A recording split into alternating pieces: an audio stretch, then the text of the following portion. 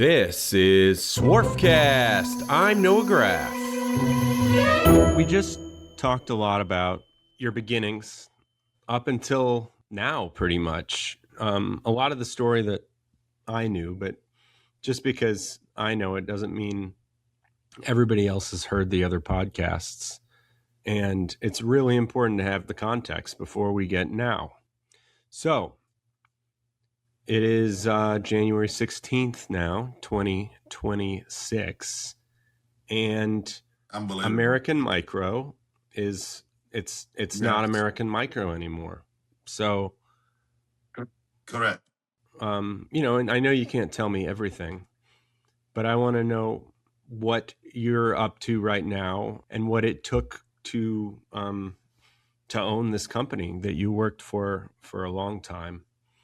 Was it always your dream to run a company yourself? Yes, 100%.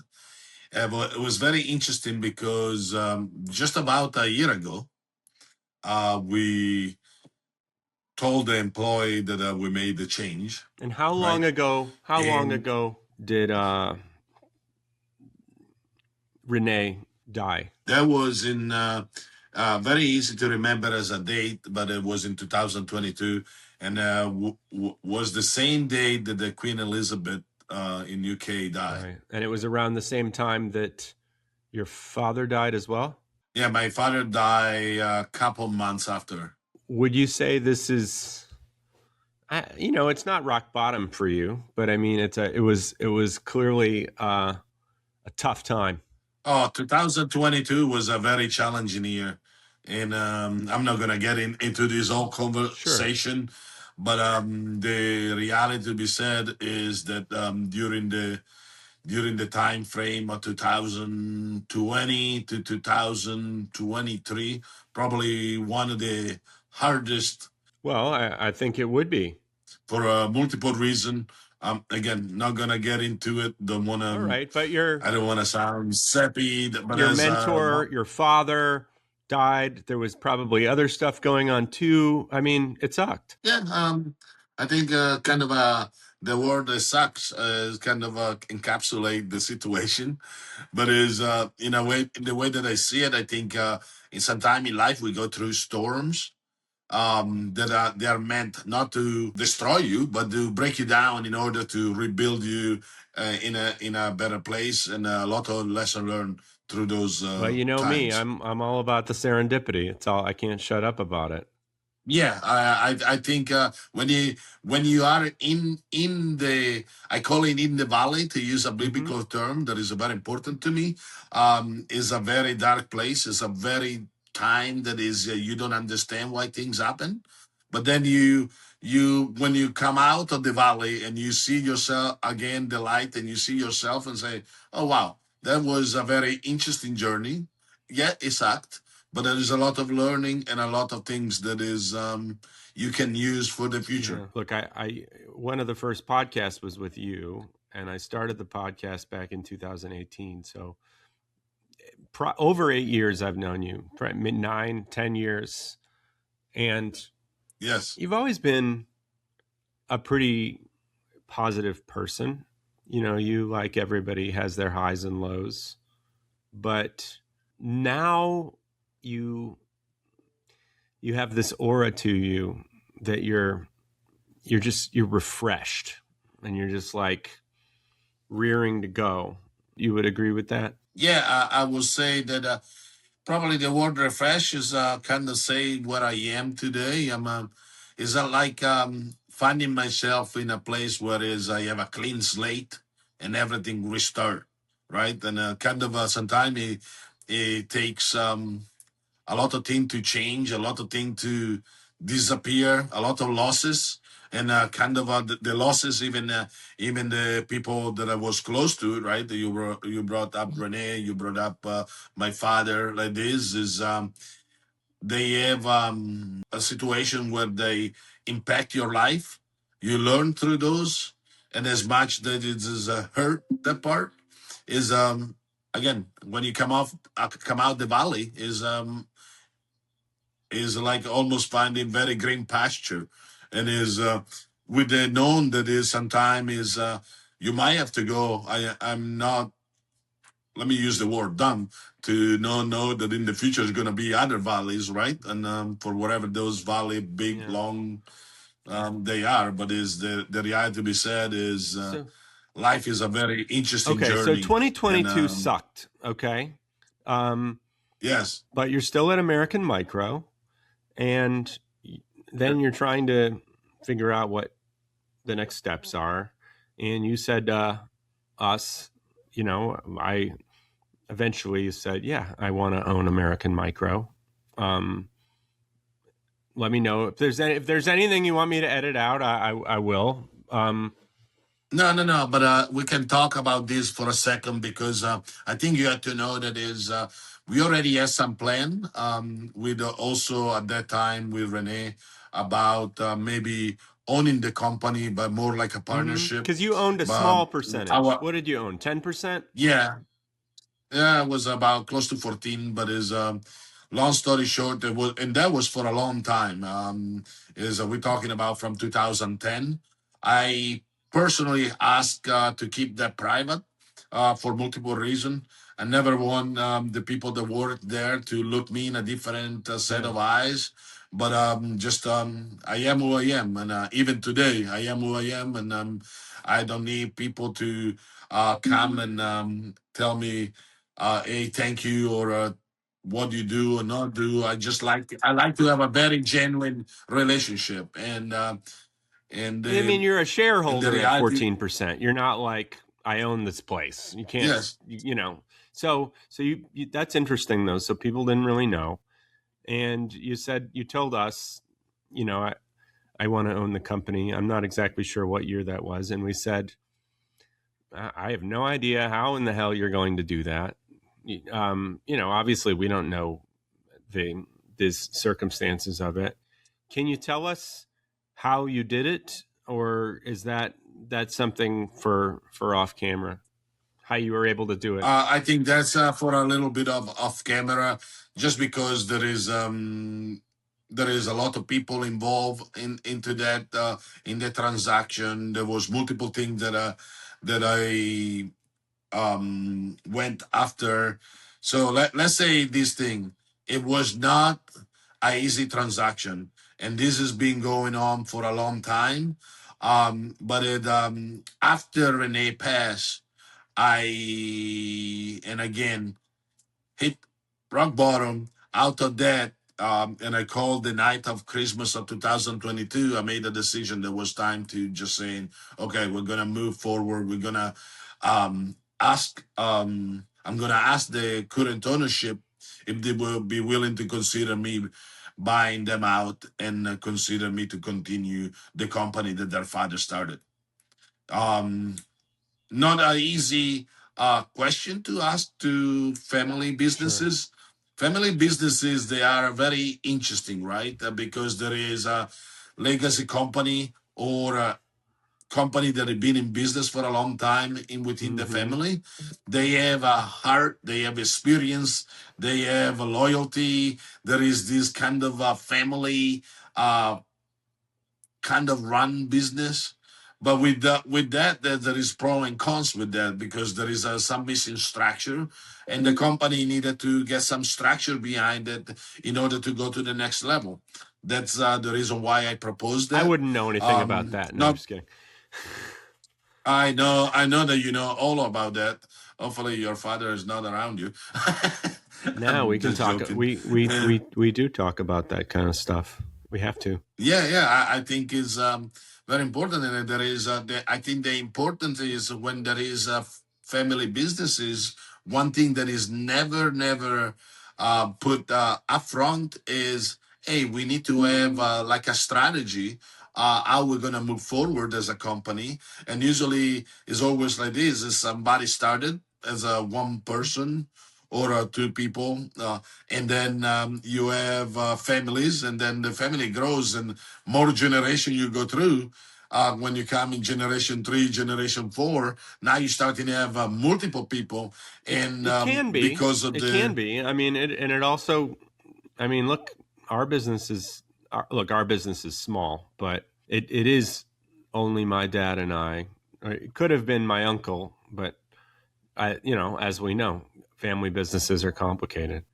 Yes. So yes, the family business aspect of it made it so things weren't.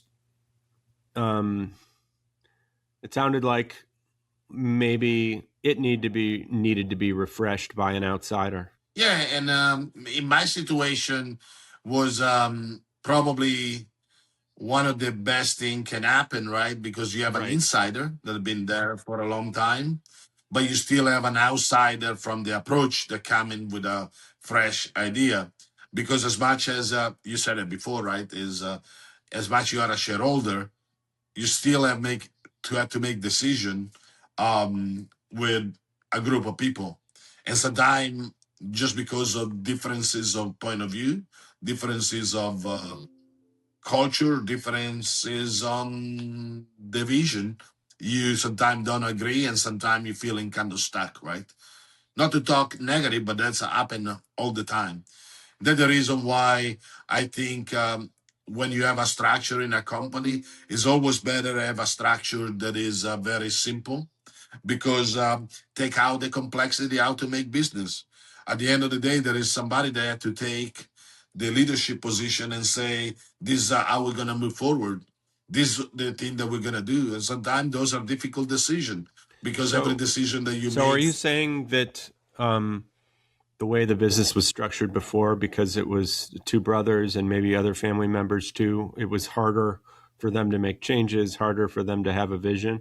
Yeah, yeah, because you have a different point of view, and that family was um, pretty large family, right?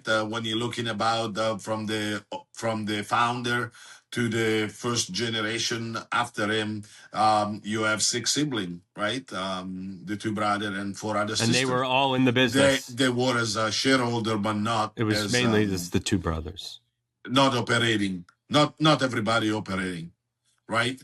And then out of that, you have all their sibling, right? And now think about how large is this family they So how become. many family members And were owning the company and how many were actually involved in it?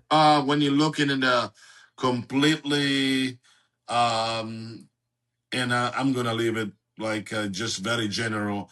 We had over 25 Mm-hmm. shareholder. And then how many people were active in the business?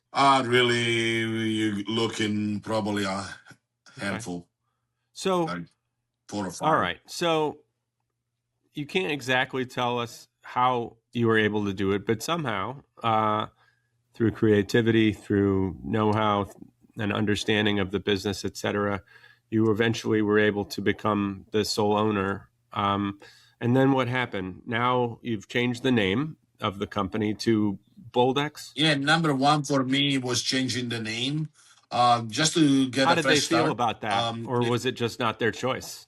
So you just said, "I'm doing Um, it."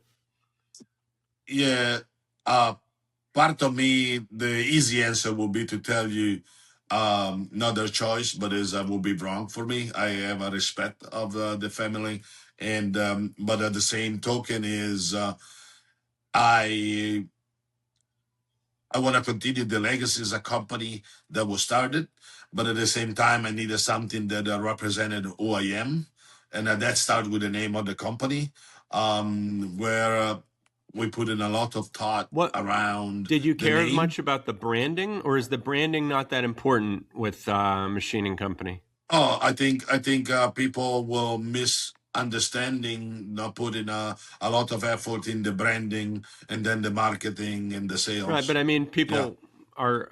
You already had certain vendors, and you had already, so you had the relationship of. But then, if you wanted to find new customers, for instance, they go, "Who's Boldex? I've heard of American Micro, but who are they?" So, I mean, that must have been a concern, right? Yeah, it is a concern, and there is a lot of also financial repercussion to change the name, to change the structure, the EIN. You can go like from credit, how long the company had to be in business to prove the credibility, and usually it's 2 years, right?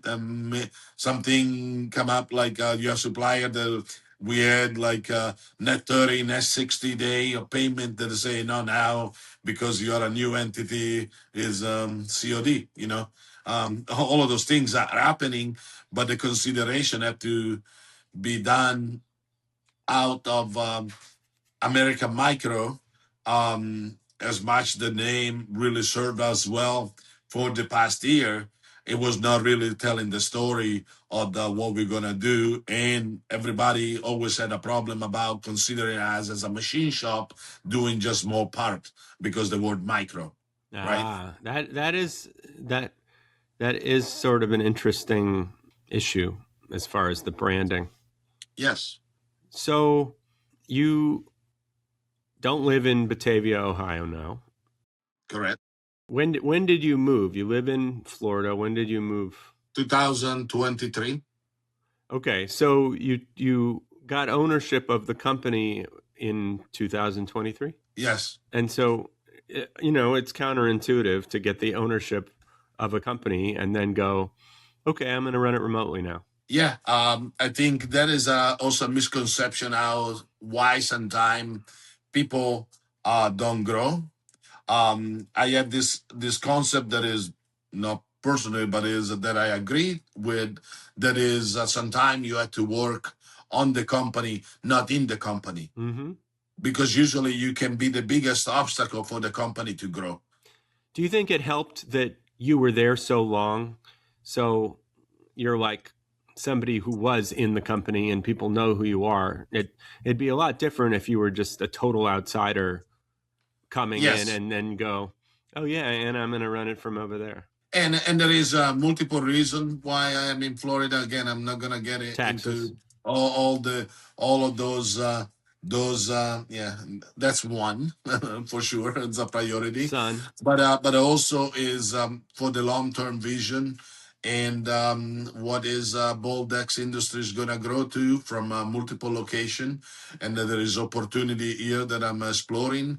There is other thing that I'm exploring in Texas, and then things that I'm exploring in South Dakota as we are talking today. But again, I'm not going to put all the cards on the table and Sure. say like this because they are not there yet today, but they are in discussion. And but with the understanding that BoldX Industries, that is one entity, is just one of the entity that are underneath a holding company called BoldX Enterprises. So American Micro, there were times where you guys were looking to acquire other companies. I remember we tried to we showed you a company to Yeah, potentially facilitate that. acquire. Yes, correct. So this is something that as has already been going on in your mind of trying to expand either organically or inorganically. Um, but it's it's still I mean, it's interesting. You take over a company, you're like putting you know your thumbprint on it, um, and then you start thinking about expanding like right away. But at the same time, you were inside the company, so you kind of knew a lot of what was going on already. What are some of the changes that you're making besides trying to expand, or can you not really go into that? I think I was kind of alluding before when I say giving a little bit of structure is like a family business. Sometimes also there is a lot of legacy thing that happened. Just to make an example that is not related is used to be able to do a deal with a handshake, right? Yeah. Today you cannot do that anymore, right? You need to start from NDA. You need to have contract. You have general counsel there to review it to make sure you are protected, right? Those are things that you learn in the hard way because they cost you. And I can sit here and say that we didn't experience some of those pain, right? Where we had contract just because they were like on in good faith didn't play out very well and pay out very well for us, right? Okay. Um, the out there is a different world that it used to be 50 years ago, even 20 years ago. Mm-hmm. Okay. So that's one thing. But I mean, did you hire a lot of people? Did you let some people go? Did you get rid of certain work? Try to get new work? What are a few of the things that you can talk about I that you did? I think starting with the culture, and that is the biggest um, and the biggest and the hardest things to do, especially in a company that has been in alive for a long time. How many people That were at the company? Were and are now? um, I think we were around when I make the transaction around 86. Okay. We are about 130 today. Wow. Yes, more to come. Again, we changed the direction that we are going from a standpoint of our services product offering. We got it more in the value added product. Something that is as much as I love machining. I learned machining when I was 12 years old. Yeah. I love it. I think is a very important part of it, but it's not the today is now everything. So what are From you my doing? perspective, I want to do something beyond that, right? Are And you assembling or are you Yeah, doing assembly, but also using our internal machining to supplement some of the product component. So So have you bought many new machines? I wouldn't say that Because if we you bought. have, why haven't you come to? No, I'm just kidding. No, no, no, no, no, no, no, no, no. Just because I don't like you. No, I'm just joking. And the thing is, um, for us is kind of press the reset button to use a CNC machine term, and understanding what we have and what is needed, and are we going to buy more machine? Certainly, but we got rid of a lot of other machine. Some we really disposed them because they're so old. What did you get rid So, of? Cam uh, multis or some they are in storage today. Something that maybe we can have a conversation about because they are used machine that I don't have use for. Some are multi-spindle, mechanical multi-spindle. If you have any interest, would have been worth um, something 10 years ago? I understand, but it's like really not the future today for multiple reasons. One is very difficult to find the people that Right. can run them. That's the number one problem today. Um, and certainly there is a lot of people in other country that can make it for a fraction of the price. And I don't want to get in the battle of 25 cent. Really not what we are about. What we want to do is really create value added product. Okay. Like what? Yes, also machine for like a more demanding industry like aerospace defense, and we want to like make an impact in the world for what we do today. All right. Well, can you give us an example of something that you're really excited about? I'm using an example, and if you want to go on our website, that is getboldx.com, Hmm. you will find that is we're making, for example, handcuffs. Cool. Yes, is a new handcuffs that is You're assembling um, the whole thing, like yes, it's building it. actually we own the design today. We didn't start the project, we didn't invent it, but we brought it to the finish line. And today we are trying to penetrate the market of the handcuffs because. Just to make an example, today law enforcement they have a problem with the design that they use today, meaning is a over 100-year-old design and can be handpicked, and people can run away from it. So, but Interesting. this design is a design that don't allow you to put a shim in it or a handpick it, and as a special key. So much more safe for the police officer. So there is a lot of, as much as we talk today, there is a lot of that for a police officer from people that got out of And handcuffs. before this, did you have many products where you just did them all like from start to finish? Like, We had a few products, but more in the diesel engine uh, side. Um, that also kind of an industry that I'm staying away, just because it's so price sensitive, Yeah. high demand on quality, like zero defect, and company want to pay nothing for it, and is not a model that works. And Yeah. we are all here to again bring value to our customer, but for customer that they understand what they are making and what they are doing themselves with the product that we provide them. Okay. So one of the things you're really excited about is doing more value added, like Yes. complete products. Yeah, You've worked on the culture. with a purpose, right? Yeah. I just don't want to make just a product because there's value added and there is money attached. I want to do product that really bring good change in the community, in the world, for Oh, whatever they. For example, we are making just to make an example, we are making a smart ladder. So the smart ladder is to try to avoid as many accidents there are in a commercial building. very cool. And You so, know. so this is something that you go, I feel like this helps the world to create this product. Yeah, and on top of that is uh, I'd be happy to hear that a lot of there is a decrease in accident in the commercial construction, and people can go at home to their family. At the end of the day, if what we do is just creating profit, I don't think is the Well, most important thing today. that's pretty It's neat. That really does give you purpose. It's not just we're making something cool, we're making something. I mean, that's fine too, but um, that's something where you can go and look at yourself and you go, we're making something good and trying to ensure it ourselves that it's good. It's not kind of like, well, this is something cool and other people could make it as well. This is like, we're assuming you do a good job, you're helping the world. So yeah, yeah. that's very cool.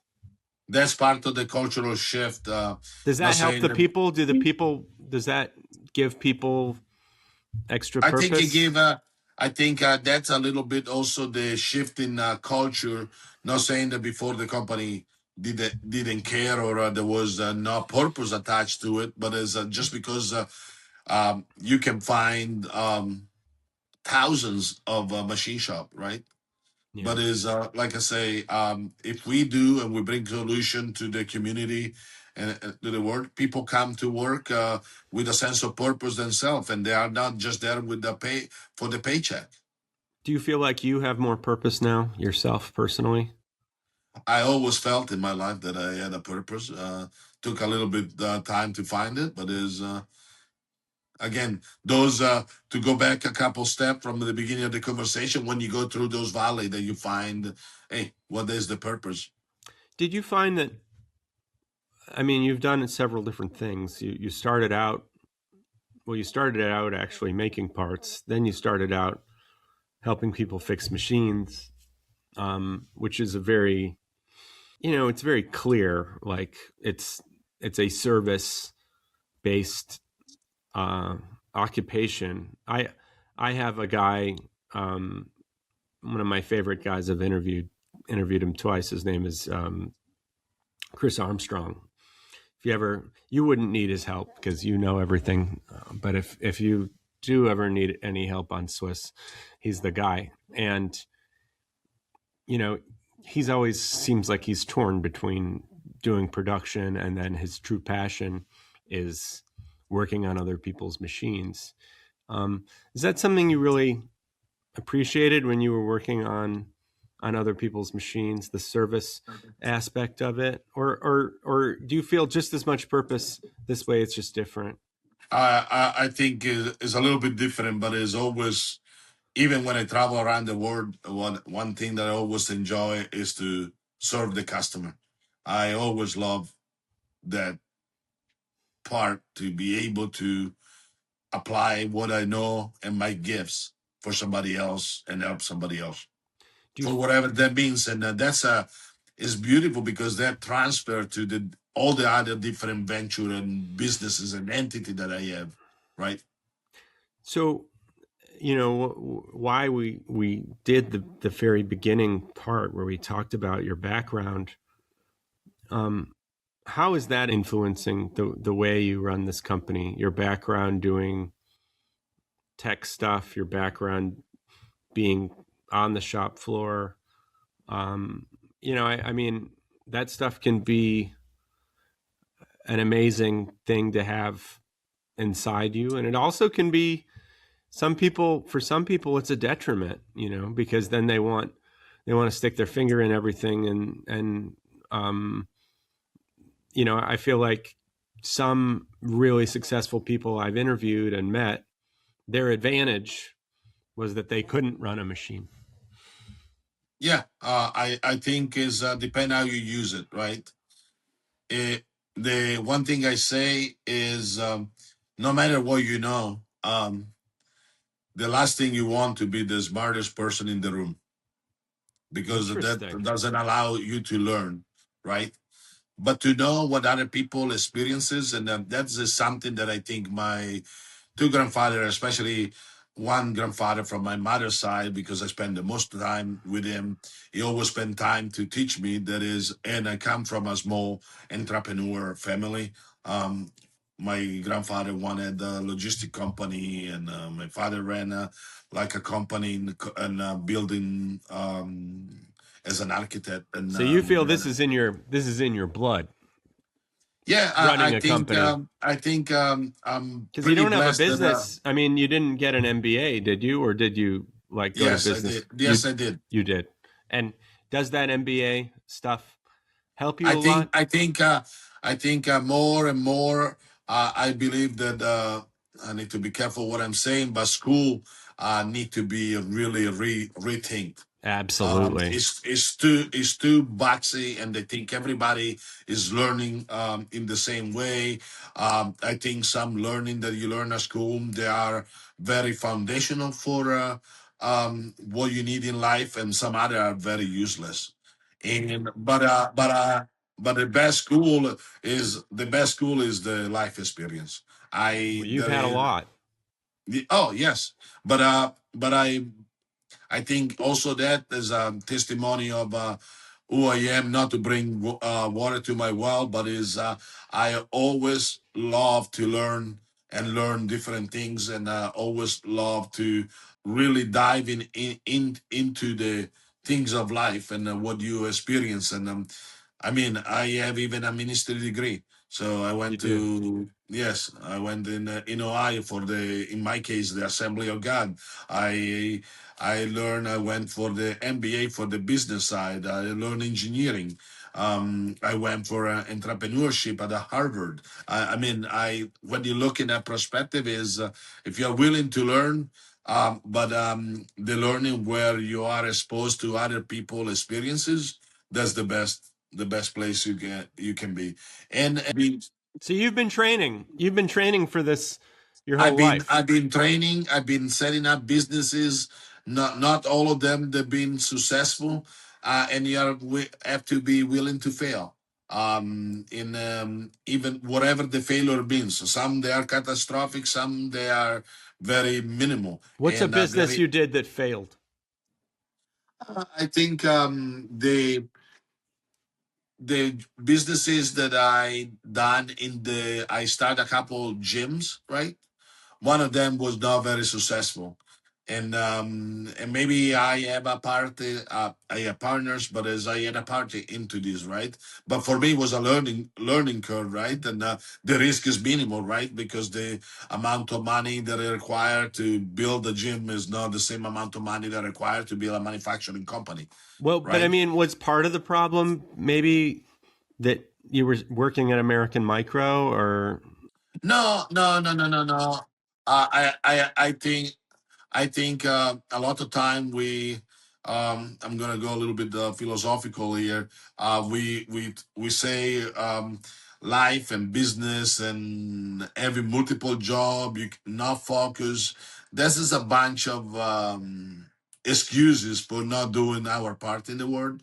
I think if we can find a way to balance between calling that we have and the work that we do, I think we're gonna find a very meaningful life. And with that goes even understand, and that goes in your personal life and alignment, and there is a lot around that. And to me, even if I spend 16 hours a day working, is really not working.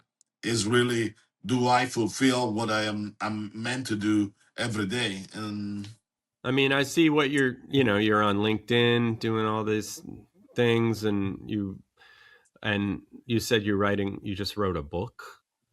yeah, the book is coming. How on earth did you write a book while you're, taking classes and buying companies and running That companies and That's a very interesting. I tell you, that's a very interesting story because if you look at my LinkedIn, there is also a marketing company that we're looking at brand and website and marketing and LinkedIn automation do you have a lot and of good partners to be able to do all these things? you cannot do anything if you think you can do it all by yourself. I know. The idea is to be understanding the people and finding the people they can buy in your same vision. Yeah. And when you have that, you can place the people in the right place. In the book, Good to Great, talking about putting right people on the bus, right? But that's a very, very important that you find the right people. Are you going to make mistake in even finding the right people? Oh yeah. Yes, because a lot of variable there too. A lot of people speak a good game, and then you realize it's not as good, and or you put in the people and you misread their gift. There is a lot of learning in that part too, but is the reality to build a successful business is to find the right people to run the business Yeah. that can buy in your vision. If and that's where I think most of the people get the understanding. There is a portion that you learning that I think is important to learn the different facet of the business, from even cleaning the bathroom. I tell you, there is a lot of lesson learning cleaning the bathroom. Um, I was gonna say a bad word, but I leave it alone on the podcast. But is the the reality there is as you learn there, you can put yourself and see the people where they are and meet them where they are. And but that doesn't mean doing the stuff for them or interject and don't allow them to even make their mistake themselves or trying to do the work. And It seems like you have very high standards like for yourself. Um and so I would think that it would be difficult for you to it might be difficult for you to delegate to people, and then be satisfied with what they produced. I cannot say that I had that from the beginning. It's a learning curve to again. If you the biggest problem is sometimes we want to be again the smartest person because we see the badge of reward to be the smartest person. But the Yeah. reality thing, if you can find the person that is smarter than you that can do it better, that is, and your gift is figuring out the pieces. Is almost like playing checker and playing chess, right? You want to play chess, understanding that everyone how they move, and that's your strength is being the person that manage that part and understand those gifts. And that's what I think the business owner has to be. Doesn't need to be the smartest. Do I, before I start even this process and we start this marketing company, is I had no clue about marketing, but I have a clue about business and what business need, and recognizing in other people their gift so they can use it, and that's the best thing can happen. If you want to say, uh, give the people everything in details what they have to do, you don't need those people either. So Well, I mean, you only have so much time in the day. I feel like part of my problem is ego a little bit. It is really hard to delegate, but when you are doing big things and lots of things like you, I mean, it really is the only way There is power in letting go. A lot of people think is a weakness, but sometimes is just let go. Some things is a strength. It requires more strength to let go of things than it is. And I telling you, I learned that on the hard way. I'm not here preaching and say, "Hey, look at me," because I at a certain point in my life I was in that place. Well, I mean, you were working on machines. I mean, that's like a job where you're probably not delegating that. You are. It's like playing. It's like being a boxer. Like you're the only one out there working on that thing in that job versus something else where you prefer to be the person organizing as opposed to the person with the wrench in your hand, or you like them both. I truly love mechanics and physics and electronics and So do you miss software. it? Or do you go, I had my fill? I truly don't. But I'm very thankful for it. Meaning, that was a vehicle for me to learn certain things about business, and there is a lot of learning curve in that too. So I believe that that's for me was just how I. You always ask the question, how do you go from here to there, right? Through those things, through learning a machine. I learned at a very young age how to program a machine. I I I done program that is today people will struggle doing it in using SolidCam or any cam software, right? And is but is for me is really going and try to understand number is one of my gift. I love number.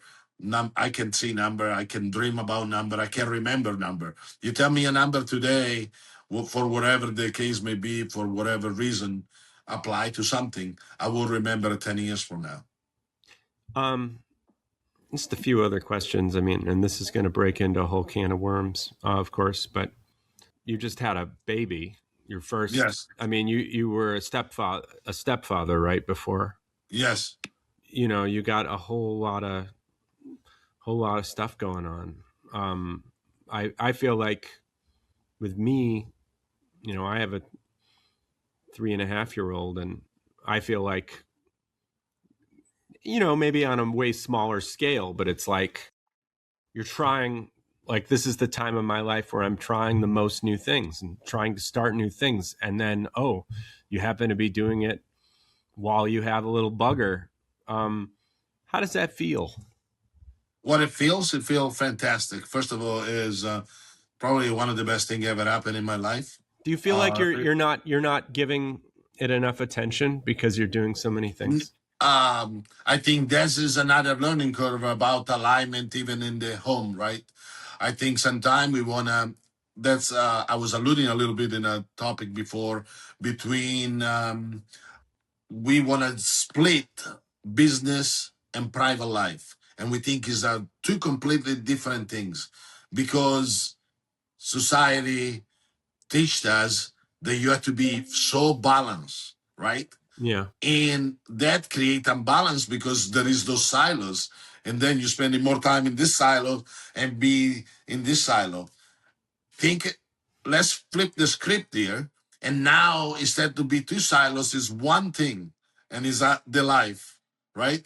And in this life you have to do all of that, and if you are able to even there figuring out how you involve your family, that everybody has the same vision, there is a purpose in what you're doing. I'm not going out there to get a paycheck so I bring the food at home, right?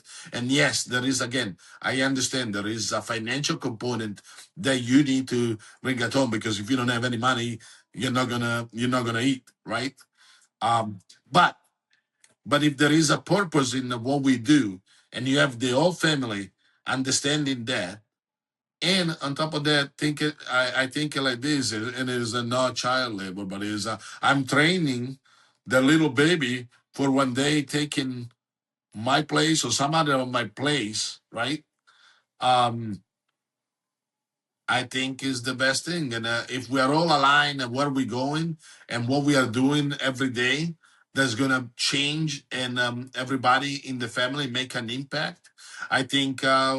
we miss the mark if we don't see it that way. I think what we teach and everything is completely wrong. I truly completely wrong, and I learn. And like I say, I learned in the hard way. We try to confirm to what we say and what is like this and family and balance and like this, but we are so on the left side that we missed completely the meaning. Well, maybe so. Maybe so. I feel like And yes, you have to dedicate time for them too. If you miss out that part too, um, is is very difficult. And like I say, you're talking to a person that spent a lot of time working. So I completely understand, but is for how me many hours a week do you instead to work? try to figure out how less I can work or trying to figure out how much time Yeah. I can do this. Instead, I'm trying to figure it out how can I have everybody working on the same thing for the same purpose. Yeah. I've been started listening to this book about, you ever heard of something called essentialism? It's where you have to make choices, Yes, do what the things that you think are the most important. Um, he one of the things he brings up, which was so interesting, the word priority. Until the 1900s, it had no plural. It was only, you could only have one priority. And then in the 1900s, all of a sudden it became, oh, you could have priorities. You could have 10 priorities. And it's just food for thought.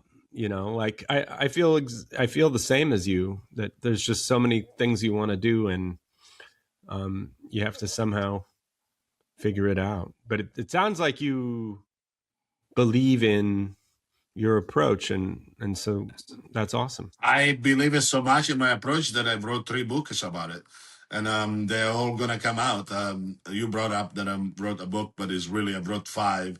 They are not published yet, but is working on the first one. They're gonna come out probably making commitment without too much of a commitment here.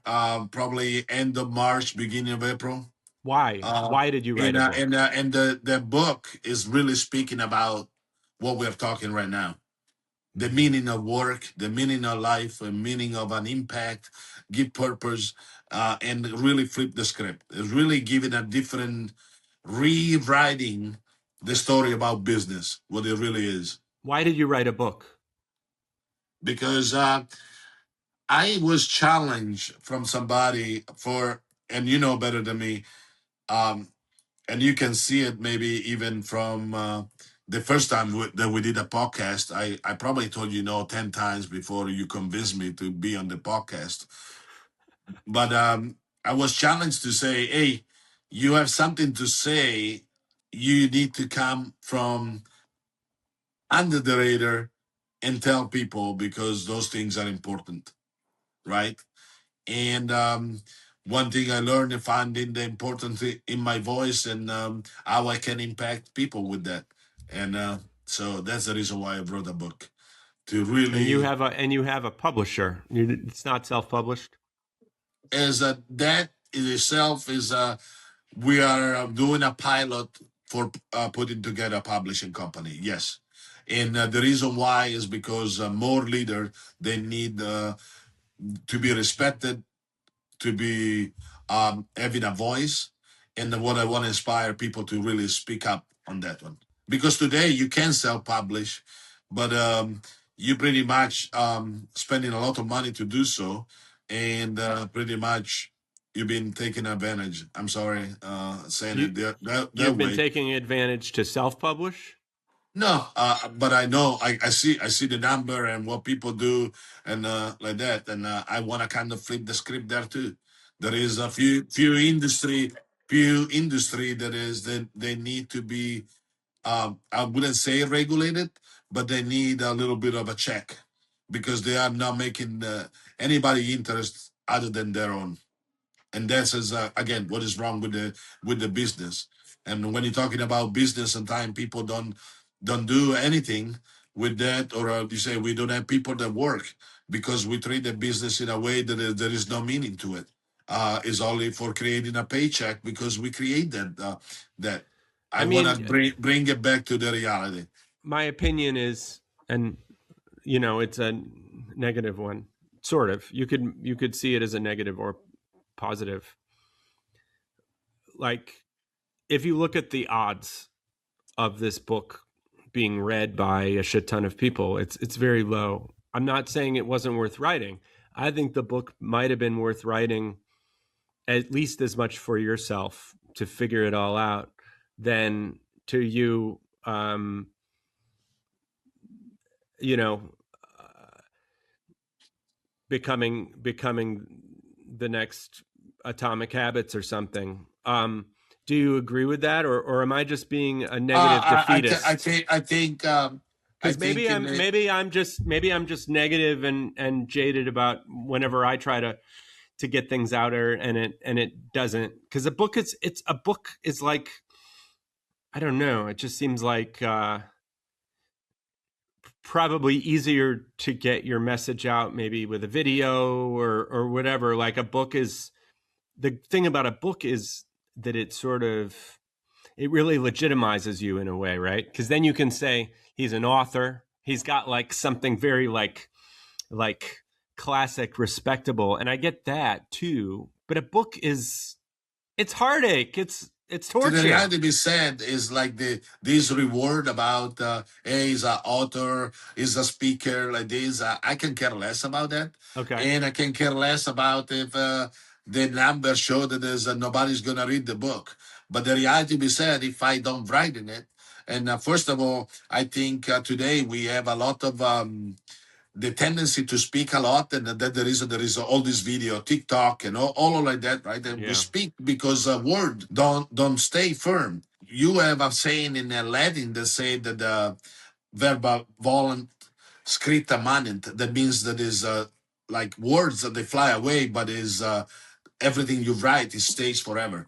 And is when I write it on the book Interesting. now, I not only I created a situation where people gonna look at me and say, "But you wrote this on the book, but you don't walk what you just said." But I can say Mm-hmm. something in a video, and people gonna forget, and words people gonna forget. But what is wrote in the book, it stays forever, and is the reality to be said. People need to hear that, No, and there's the definitely something number to gonna that. speak by themselves. Are gonna become the New York bestseller. I really don't care, but maybe it will, and we will see. Number gonna speak by themselves. Hey, man, look, you went and bought a really good sized company, and I said, how the heck are you going to do that? So who the hell am I to say that your book isn't going to, Yeah, who are um, you? No. I, somebody who am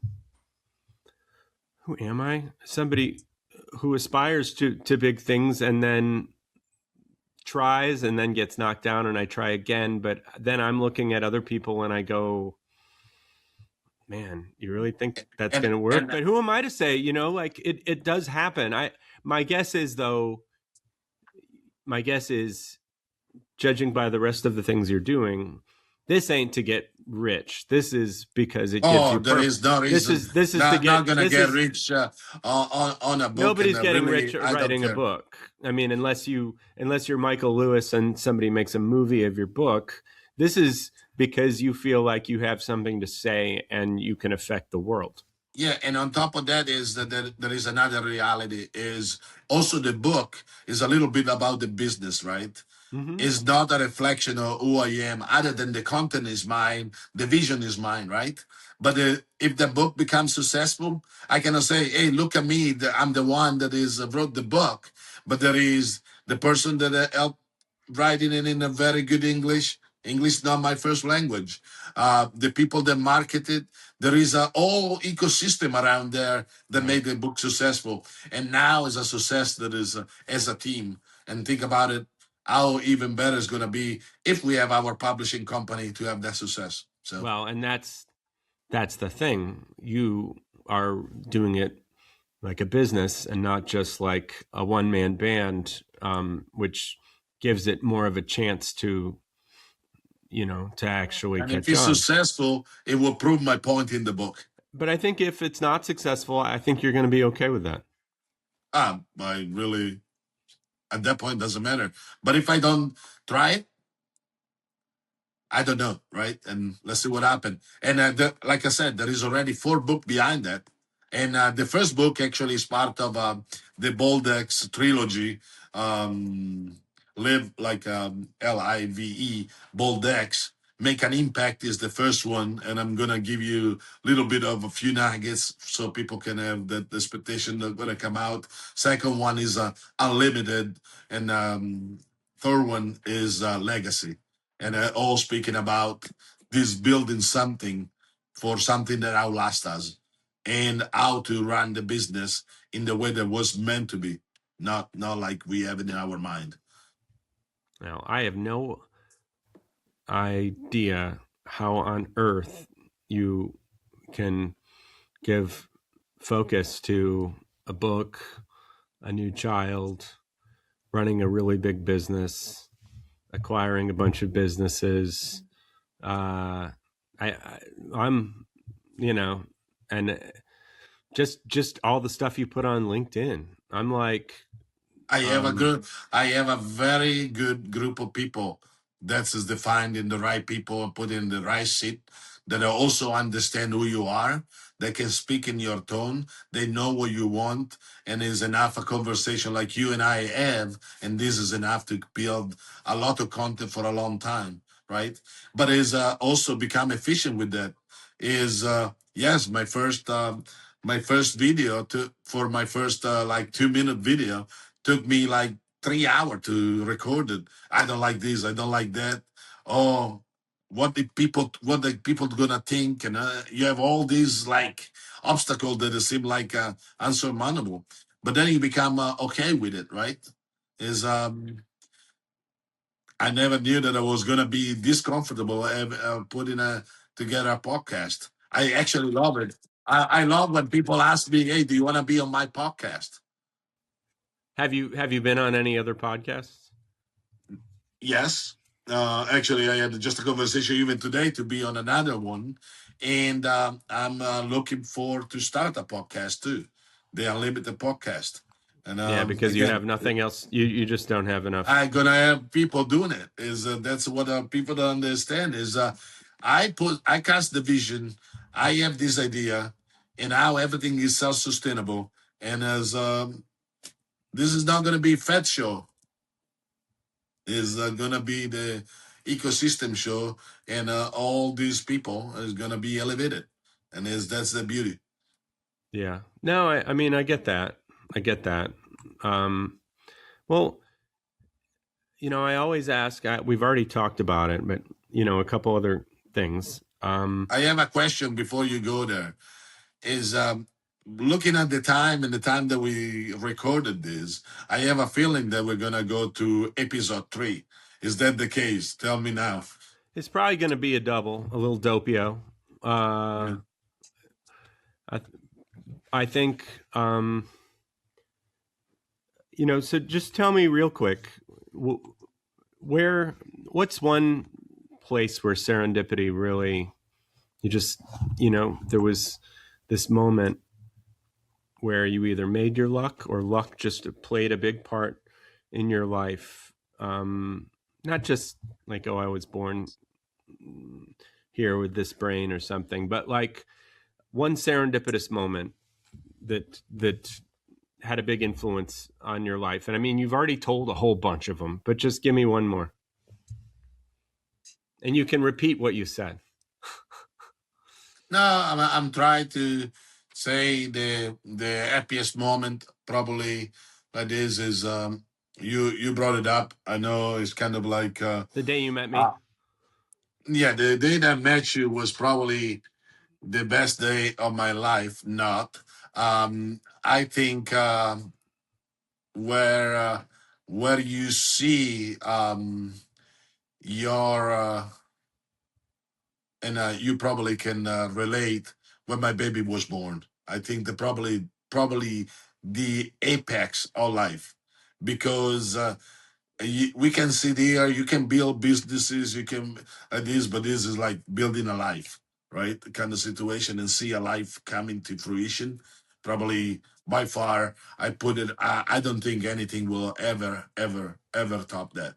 I agree with that. I agree with that. It just took only over 40 years to get there, but that's okay. But I mean, you know what I mean by serendipity, right? A lucky Yes. moment. So that was the happiest moment. But, you know, like you going and working at American Micro, for instance, that's probably one of the most serendipitous moments. If you go down that more like a transactional moment, and I do not believe in luck, first of all. Uh, but um, What do you but what do it's you what do you mean you don't? the sequence of event sometimes is very interesting, right? I don't Yes. think anything happened for by chance. Okay, people that believe Yeah. in the Big Bang, I'm not sure about them either, because there is no chance that this life is by chance. I love number. I said it from the beginning. Whoever think that this is by chance don't understand statistics. Okay, so all to say that is things happen, right? And you see those ups and downs, right? But the path itself is like building the moment to where you kind of are in, like right now. All of the things that happen in order to have this outcome. Yeah. So to specify a moment that make a serendipity is almost impossible to define it. You Well, I think part of the problem with you is you just have so many that you've already recognized. So it may be hard for you to pick one out. I mean, some people I like to say are like serendipity practitioners. You know, you do a lot of the right things to be mindful of, oh, this thing's going to lead to the next thing, and this thing's going to be important, and this thing is for a reason. I think that you're one of those people, don't you? yeah, and but I also know that it's very easy to play Monday morning quarterback, look it back and kind of understand it, but it is impossible to see what is in the future, right? And what is going to lead to the other one. And that's what make it even very interesting, because the unknown is the worst thing for man or humanity to understand, because it creates sometimes people call about anxiety, but to me is like create that interesting to know what is gonna come, and not knowing is even the best thing, because if you knew everything is gonna happen, you're gonna kind of they're gonna be moment that really sound really good and you're happy, but other moment that you see are gonna happen in the future, and that if you know it, you'll be so anxious and so depressed, because you know it's coming. So the beautiful thing is not knowing what's gonna happen. And I know we're gonna too philosophical, but is No, no, I think that's a great way to end. And if people want to like find your company, find you on LinkedIn, where should they go, etc. Give you can just help people probably right there. the best platform that we are working on right now is the LinkedIn to connect with me. Probably that's the best way to connect with me. Uh, no many Yeah, Federico Veneziano, working at BoldX. So awesome. um, I'm happy to connect with anybody. Then anybody that has something to share or whatever, or they need any help, if they can find or use my help, that's very important to me. And the the thing is, but we're gonna use also other platform, and I always use the we, because again, it's not just me. It's a big group of people behind me that is they help me do what I do every day. So All right. Thank you, Federico, el mio amico. thank you, grazie.